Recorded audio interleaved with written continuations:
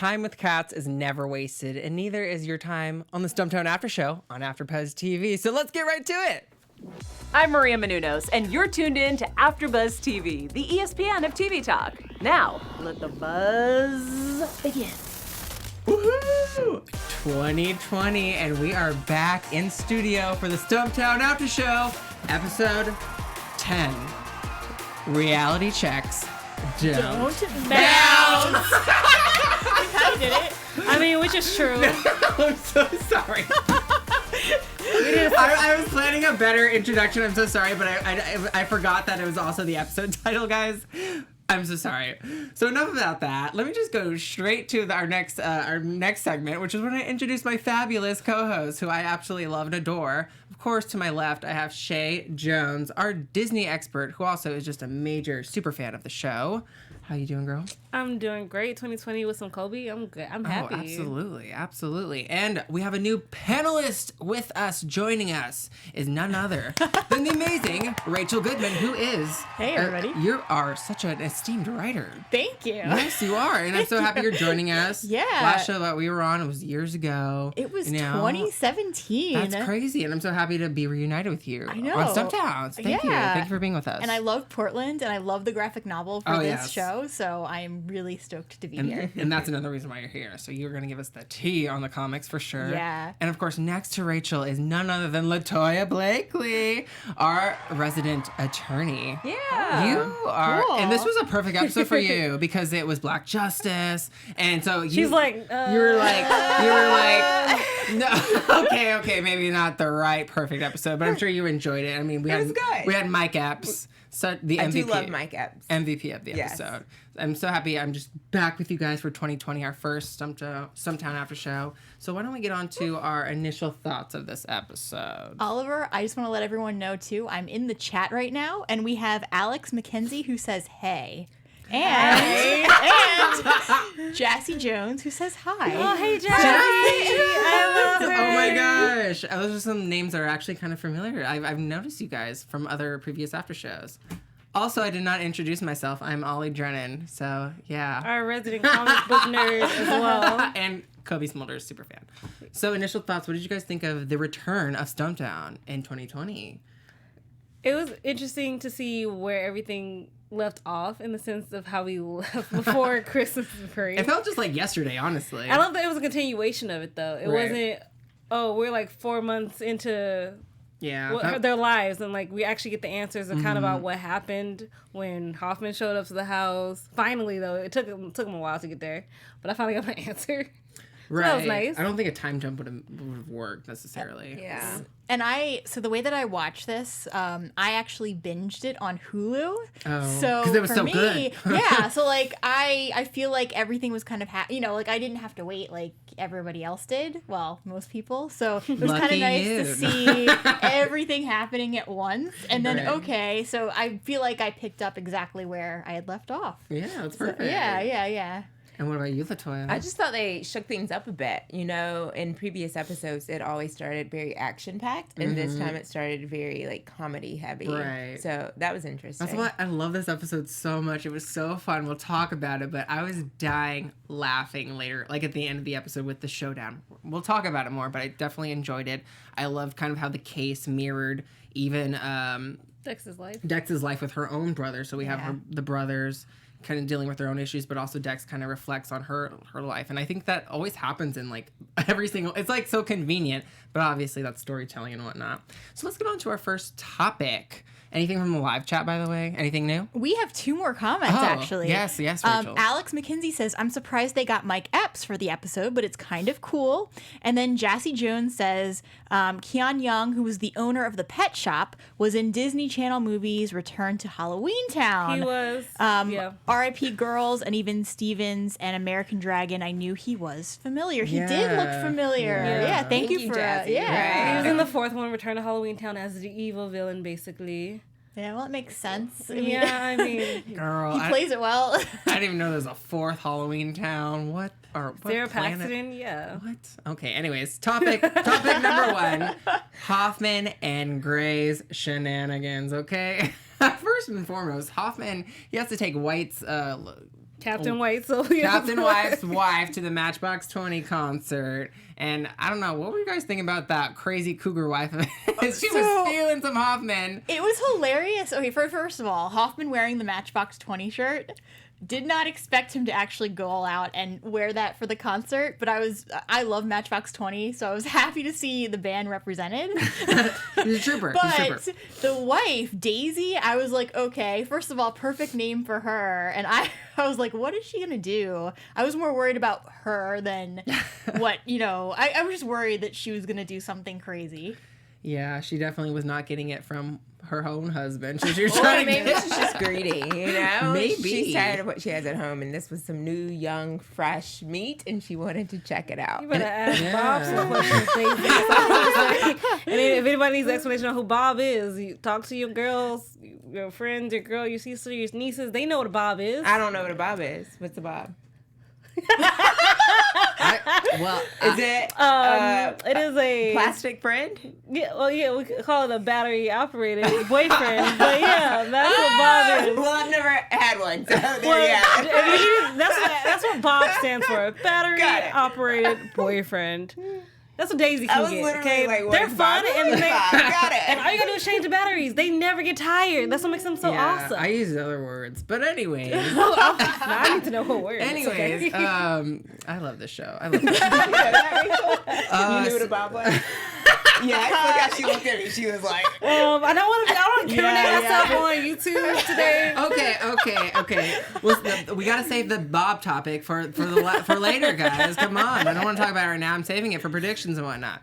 No, because we gotta get onto this storyline, this important storyline with Grey and Hoffman, because this leads to the case. Obviously, Daisy's car gets jacked. Or so they have to kind of find the car, and because Hoffman hasn't done the auto theft case in years. And so what did you kind of think of him enlisting the help of Grey in this episode? I'm not saying that's a too strong word. He blackmailed. Okay, true. Let's be real clear about the word that we're using. He blackmailed with jail time. He knows that Grey has, some the skills. Capabilities, the skills. Thank you, Latoya, to help him on the case. She still agrees with me about the whole word choice, but continue.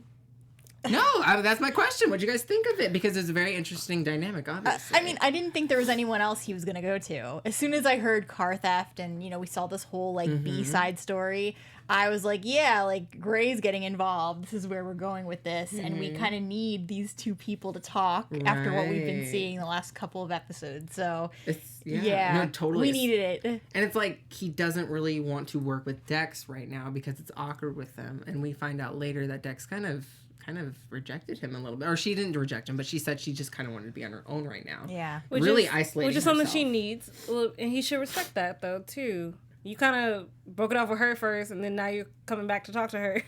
Mm-hmm. And then now she wants it, so now you got to take your pill and swallow it. Mm-hmm.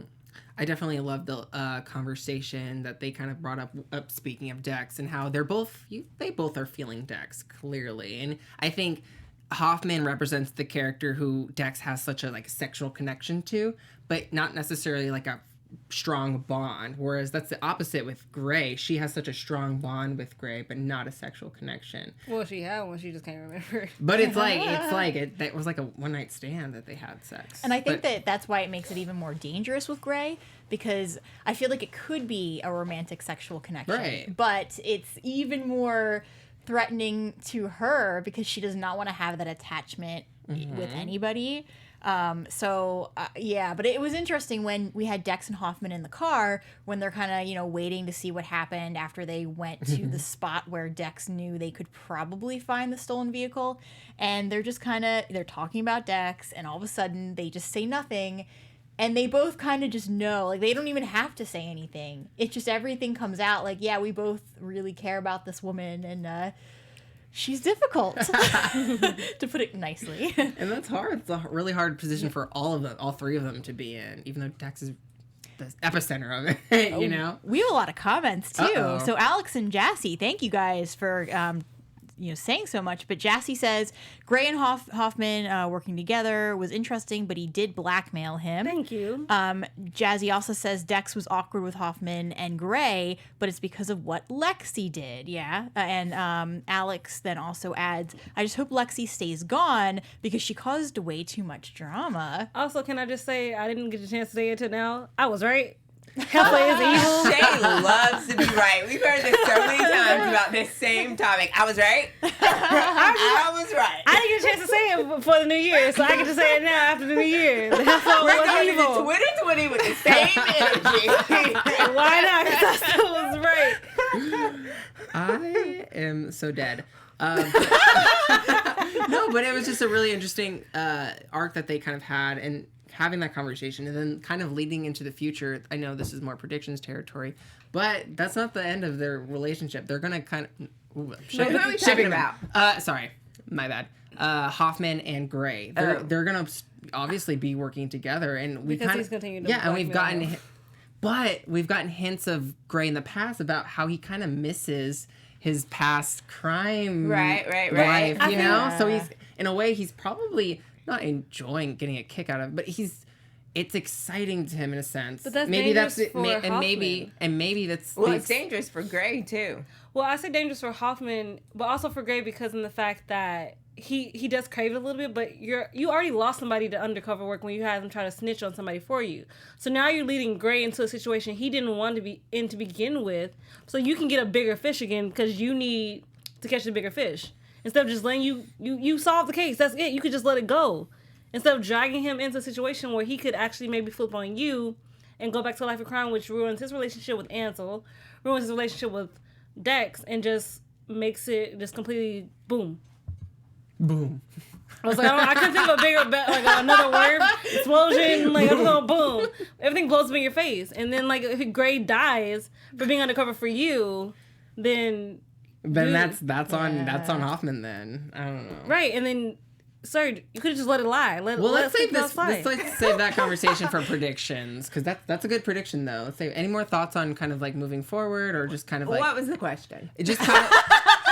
I'm confused over here. I don't even know what the question is. We were talking about Hoffman the question and Dex, was right? The question was about Hoffman. How do you feel now that they're going to be working together, basically? Yeah. Because of Hoffman asking him to go undercover to catch a bigger fish out of this car ring. And then Shay was like, no, he's blackmailing him, blah, blah, blah. No, technically I answered your question. So my thoughts on that topic is that it'll be interesting, right? I wonder what's going to happen with Dex, if she's going to kind of pull back from both of them now that she really is alone and try to figure this out as an adult, as Ansel said, without being so connected to them. Mm-hmm. And she's relied on both of them so much. So it'll be interesting to see Grey and Hoffman bond, and then Dex kind of be the outsider to their relationship. Yeah, and knowing the circumstances with her brother, she really is starting to become isolated. So everyone's leaving her. But something that hasn't left her is you, loyal fans of the show. And LaToya, you have a very special announcement. I do. Before we go any further, I just wanted to say thank you for making us the ESPN of TV Talk and for tuning in. We could not do this without you. So those who have joined us on YouTube, thank you. Those who haven't, please do rate, review, subscribe, and then you can also find us on every platform where you listen to your podcast. I'm not sure if I said that right, but you know what I'm saying. So thank you for watching. Please keep tuning in. Yes, thank you. Subscribe, share. Spotify, iTunes. 5 stars. Yes. Right. Nothing else works. Yeah. No, they just don't work. I forgot what I used to say, but they just don't work. Any more comments from the live chat? We have a ton. Thank you guys for tuning in. So, Jassy Jones also says, I think I read this about it being awkward, but she also says it's a bad situation altogether. Alex McKenzie says, I just hope Lexi stays gone. Oh, yeah, I read that too. Okay, so I've read everything. So thank you, Jassy, for your added comments. We'll add more comments about Black Justice and Dex getting into this whole mess with the brothers, okay? Because we had our boy Mike Epps as Antonia Price. What did you think of this epic? No, it's Antonia Price, right? Pierce. Antonia Price. I thought it was Price. Antonia Price, girl. Yeah. Then I read that wrong. I read that whole article wrong. Yeah. Antonio Price. Okay. Anyways, so what did you think of this hilarious opening scene? That was so comical. Speaking of comicals, the show's based on comics and whatnot. So the reality show thing. Okay, so first of all, like, you know, I'm no Portland expert, but to me, it's hilarious that this would be set in Portland and they would be focusing on a reality show there. Just because, you know, you think of LA or you think of maybe even New York. But it's just, hey, Portland, here's this reality. I mean, I guess it's a reality crime show, so it's not, you know, that crazy, but I just found it very interesting that that's how they opened, and I almost thought it was a joke at first, and that she was, when they said cut, I was like, okay, what is going on here? And then of course, like, you know, after you know, they're bringing up that whole agreement in Oregon where you don't need an actual contract, and then it can just be a spoken word agreement. Of course, Antonio somehow finds a way to bring that into their conversation when he hires her. So I loved the intro of this episode. Yeah, and I also just loved how they kind of like some of the people in the episode viewed Antonio Price as like such a huge celebrity, despite just kind of being, and even how he viewed himself. He thought he very highly of himself. And it's like, dude, you're just like a reality TV. It's like, no. I'm sorry. It's like Judge Judy around here. She's the highest paid person on TV. $80 million. Like, damn. Yeah, no. And she only has to work for 1 month out of the year to make that amount, people. Wow. Okay. Was he on her level though? Was he? Well, he was said he 30. made $31 million. Yeah. I mean, so he working up there, but like when it comes, because Judge Judy actually films here in LA, so she legit comes from New York to film for the month, and then she goes back to New York and she made her money for the year. See, that was what I was confused about too, because near the end of the episode, Antonio was saying he was going to go to LA, so maybe I missed something, but it sounded like he was leaving Portland. Yeah, so like maybe like they film in Portland, but he actually lives in LA. Yeah. More importantly, why was Dex on the show? That's what I want to know. Like, how did she end up with the, on a reality I guess the lady, judge show? I know, how do you get like, I feel like you have to apply. You have to apply. And like the producers have to like background check you. Yeah. Like it's like an actual process. Cast your cases. Cast your cases. And then you get paid. But a lot of them are fake. It's Right. scripted. But why would Dex, PI, go on a reality show? Unless they were paying her enough. $500. Possibly. I'm just really hey, confused. I need that answer. Why not? Please tell me that. Unless, here's the only other thing is that Mrs. Whitmore, I think they said, Mrs. Whitmore, they maybe she somehow like found her way on maybe she's the one who applied to be on the show for whatever reason. So she couldn't pay Dex basically. Yeah. And then that's how Dex kind of got roped into it. That's what I was thinking. I mean, it was like, what was funny for me was like, so you really think she went out to find a 3-legged cat just to prove you wrong that you didn't lose a 3-legged cat? Like, sir, like, ma'am, like, what kind of... What? Yeah, so, like, the picture, like, she showed was a 3-legged cat, which is what Mrs. Whitmore lost, apparently. And then, so, Mrs. Whitmore's defense was...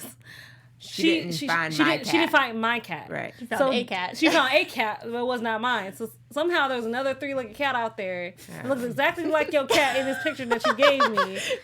And why just 3 legs? Like, that's so obscure for me. Like in the entire scene, that's what like all cases on like those types of shows, though. Yeah, so true. That was comical. I was here for it. But what did you think of kind of like the whole storyline with Latarus and his brother Antonio, and kind of Dex kind of like reflecting on her own relationship with her brother, because that was very poignant. I loved that it was a reflection. I loved that it was she was dealing with everything with Ansel. I loved that she had to kind of like dealing with this case forced her to confront what she didn't want to deal with. Right. And that was letting go of Ansel and letting him grow up and be on his own. Mm-hmm. What I found interesting, though, was I kind of assumed that this was going to be like a double twist, that Antonio was actually going to be the one. Me like, too. even though because he kept saying, oh yeah, my brother's no good, he's gonna like, you know, he messes with everyone, don't ever trust him. And I also felt like in that one scene where he said, be careful, my brother screws everyone, he'll do it to you too. I almost felt like that hit Dex closer to home, because she was thinking, well, you know, almost like this, you know, The younger brother is me. yeah, or the older brother is me, and that, oh, I'm screwing everyone because I'm never attaching to them. Like, obviously she's there for Ansel, but I feel like she kind of felt like he was talking about her. Yeah, and how she could. Yeah, no, I love that you say that because I didn't even think about that until now. How she could possibly be screwing Ansel over in the process of like declining him from moving out. And all the people in her life emotionally screwing them. That was really good. No, it's funny that you said that too, because I kind of got that instinct of, oh, maybe Antonio, we can't trust him, because it's kind of like the red herrings and whatnot that you get, like in like Scooby-Doo, for example. Like this character is totally fine. It's this other character that's evil. But yeah, I never thought that. I think that's a normal story, right? Like you hear of siblings or family members and someone becomes super successful and the other person is jealous or they try to leech or whatever the case may be. And so I just thought it was a play on one of those situations. Like I never distrusted Antonio. Yeah, I agree with that too. Especially when your brother, who you're supposed to look up to, messes everything up. So I feel like you as a younger brother feel like you have to kind of counteract that behavior. Yeah. At the same time, and then once you always, put the ledge out, always try to help him, and you keep helping him, but nothing is changing. Eventually, you come to a time like he is now in his life where I'm done.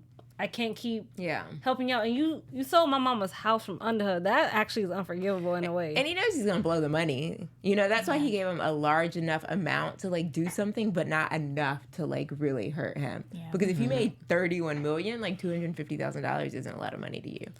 No. Yeah. Like in their conversation, then I knew what choice Latarus was gonna make, but it actually still hurt. I'm just like, why can't you just change? Try it at least. Try the life your brother wants to help you get. Yeah. Instead of continuing down the bad road that you're choosing. But I think that was important for that to happen, for Dex to see that, to be there and to see that, because she doesn't want to follow suit of that with her own family and her own relationships in her life. And it's kind of like no matter what you're offering or how good the thing is that you're offering, like people just want to be independent and like they want to do their own thing. And so that's what Latarus chose and that's what Ansel chose. Yeah. And he even said, like, going off of that, Latarus even said, like, very specifically, I don't want to be living in my brother's shadow. Yeah. And so exactly, what Ansel's going through is that he obviously wanted to be on his own. But I also think that it's beyond what Ansel wanted for himself and what he wanted for Dex. And that was in a sense, even though like we're seeing it like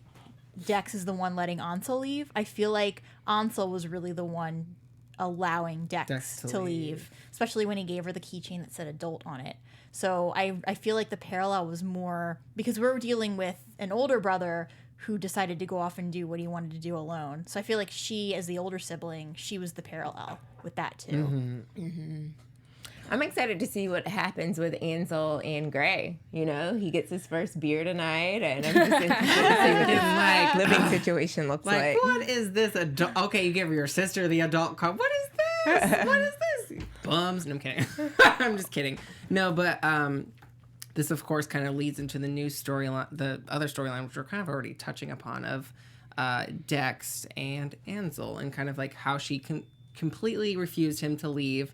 And I think it kind of shows that this whole time Dex thought that Ansel needed her, but really she needs him. She needs him, but also, you touched upon it, Rachel. She really needs time to be isolated and to work on herself in order to build relationships, like healthy, maintainable relationships with people. She honestly needs to be by herself right now. And so I think despite me feeling bad for her as a viewer, I want her to be like all her friends and Grey and Ansel. She has so much to work on, and so it's sad to see her be so alone, like going up to his room, Ansel's room, in this empty big house, so I'm sorry. Oh no, you're good. I was just gonna say I think it's the right choice for Dex in this case because she's not happy. She's not happy in her life. She's not happy in her choices, and that's making not only her miserable but everybody else around her miserable. Even though I think they love her and everything, but you're still making your surroundings around you miserable.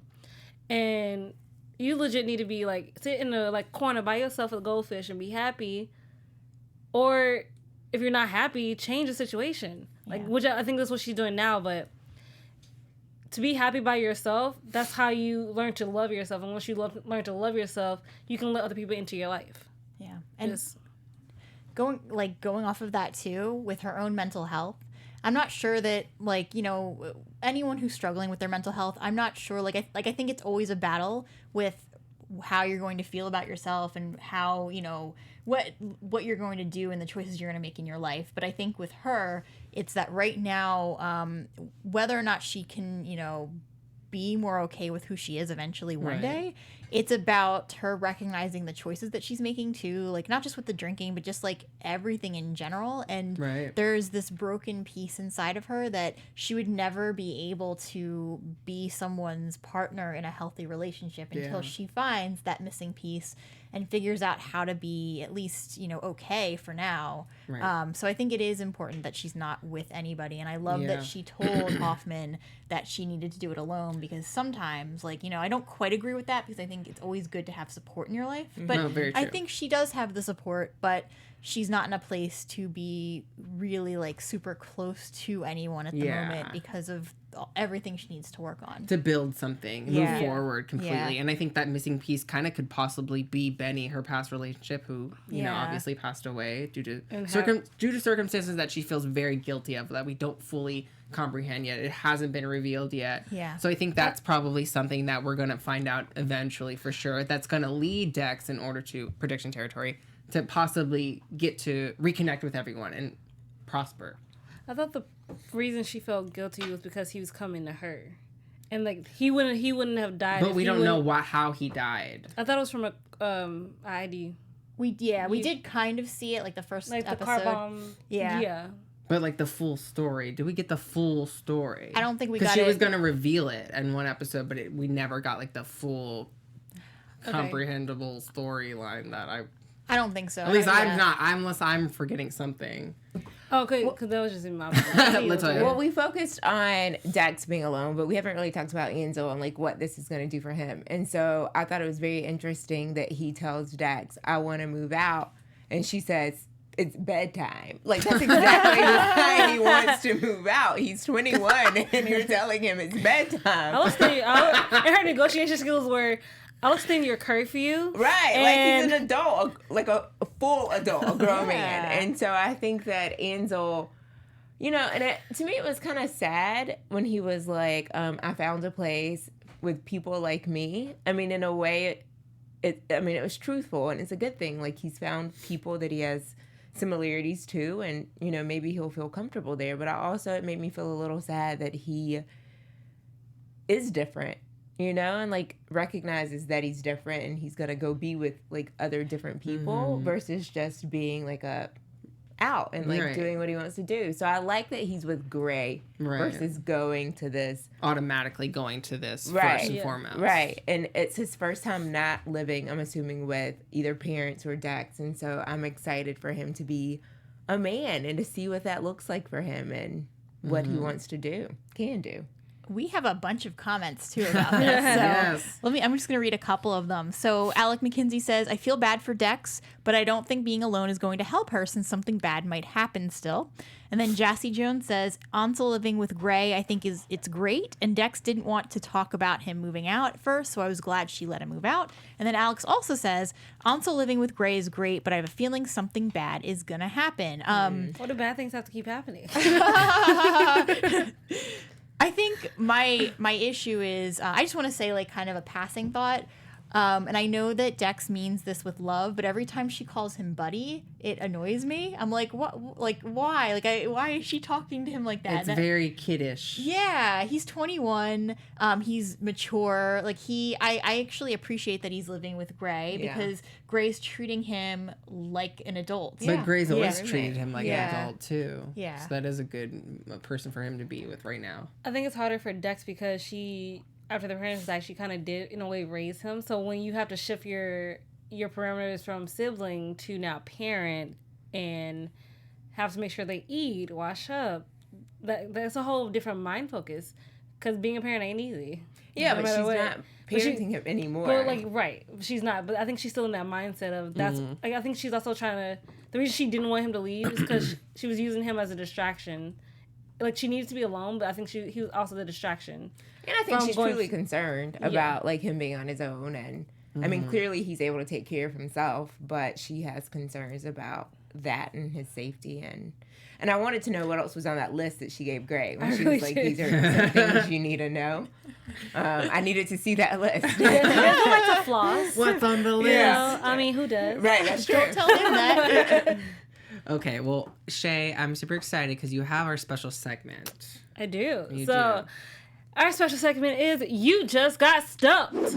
I so love that sound effect so much. Okay, so if you're just joining us for the first time and you're wondering what You Just Got Stumped means, it means that sometimes in these episodes we do get stumped by the things that happen, and it like just boggles our mind, and we have to talk about them. Like that. So we're gonna each go around telling you what stumped is in this episode, and we're gonna start with Latoya. Ooh. I was thinking about that. I mean, I would say what I said earlier, that Dex was on this reality judge show. Like, I don't understand what she was doing there. And what else stumped me? So many moments. So many good moments. Maybe, like, the fact that Latarus' ear really hadn't been cut off. Right? Where'd that ear come Right, from? right. Chen Ordered said, it from someone. I guess so. Yeah. Amazon? Like, it's a black market for ears, maybe? Apparently so. So... Miss Rachel. What stumped me is the fact that a guy like Dwaddle Chan would have a pet shop like that. I was like, okay, I get it. Like, he did say the animals were more reliable than people.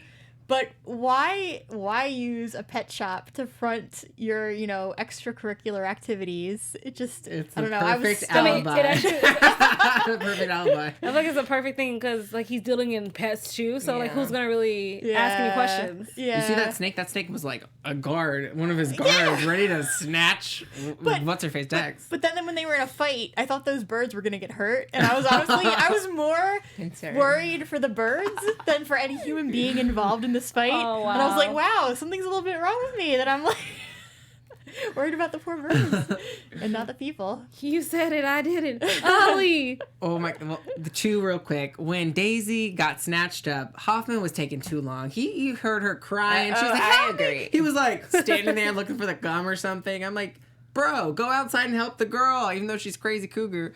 But also the fight scene, that stumped me. I was cracking up. It was so funny seeing Dex wail on Chen. I'm sorry, but he had his own moves. He was like, and then she shot like his son, In the leg. and then we forgot Antonio got shot. So Where? Yeah.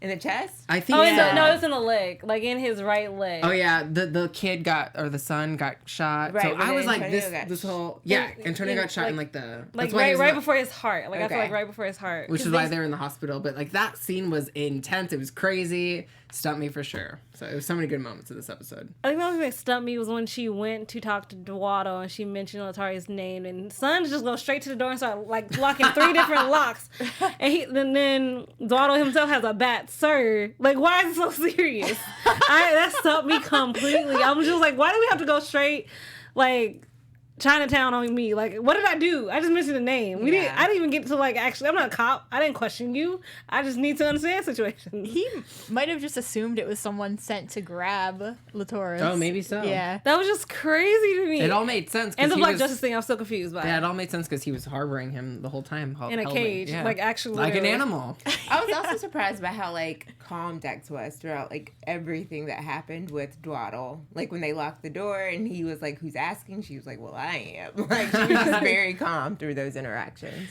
She beat him down like she did though. So it was one of my favorite episodes for sure. There was definitely a lot of comedy. What I really sure. wanted to happen though was when they accidentally shot the son though, I wanted to have Dex look at Chin like, you shot your son. Just like for a moment. That's so bad of me though, really, because I've been laughing so hard.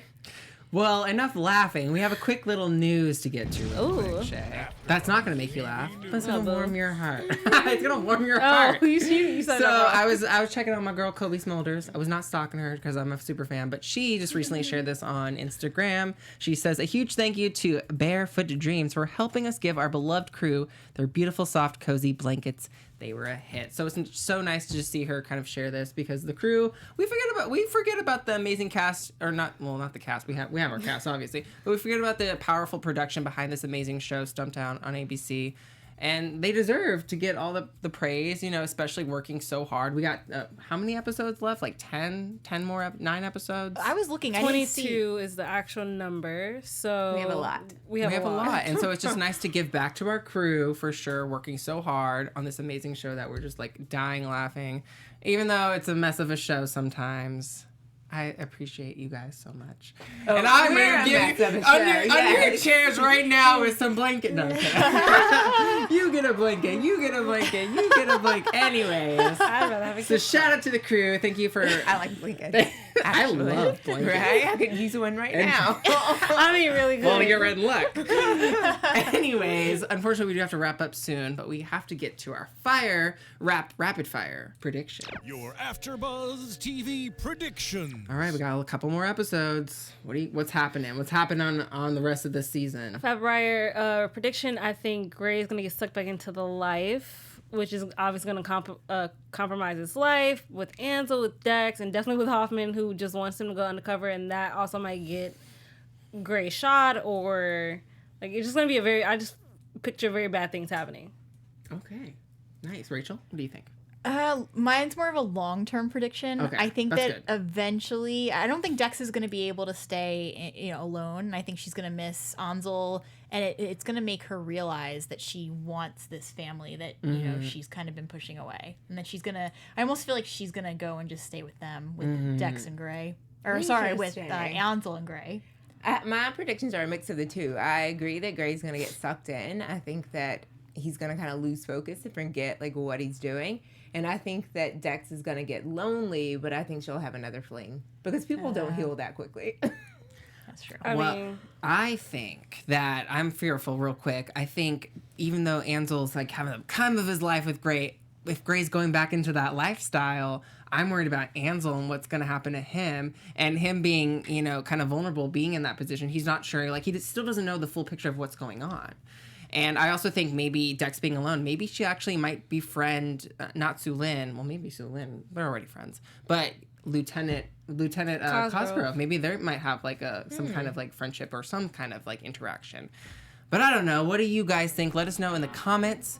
Tweet us. DM us. We love talking about the show, even when the after show ends. But until then, where can I find my fantastic panel on social media? You guys, go ahead. Whoa, jumping the gun.